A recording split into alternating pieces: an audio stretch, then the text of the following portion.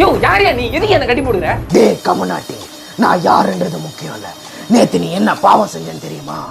ஹரிய வண்டியில break அடைஞ்சிடுத்து, interview போனோம், வண்டி தெரியாடா, நேரம் ஆயிடுத்து. அம்பி வண்டி காத்தடிக்க மெக்கானிக் செட்ல விட்டுறான்டா, நாளைக்கு தான் தருவாங்க. என்ன ஒரு 2 அடி பின்னாடி மடக்கி இருக்க கூடாதா? ஏன்டா? வண்டி தெரியுதுடா. டேய் டேய் அது எங்க அப்பா வண்டிடா, அவரு வேலைக்கு எத்து போண்டா, நீ போடா. ஹரி நான் சொல்றது இதோ வர சார். ஐயோ இந்த மனுஷங்களுக்கு பொறுமையே இல்ல, டைம் எடுத்து வண்டி கூடுறா. நான் அம்பி நீ சரி ஒரு 3 செகண்ட் கண்ண மூடைய, நான் வண்டி எடுத்து தரேன். ஹரி கிருஷ்ணா.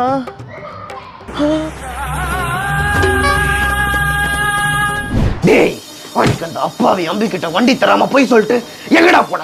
இவன் நந்தினி தான் அம்பிக்கு தெரியாம பார்க்கு போற சொன்னா. ஓ அதான் நாண்டி நேத்து நான் கூப்பிட்டு வரலன்னு சொன்னால. டேய் என்னடா சொல்றீங்க? நந்தினி என்ன தவிர எல்லாரும் கூட சுத்திட்டு இருக்கா. டேய் அம்பி நேத்து நான் கூப்பிட்டு கூட வரல.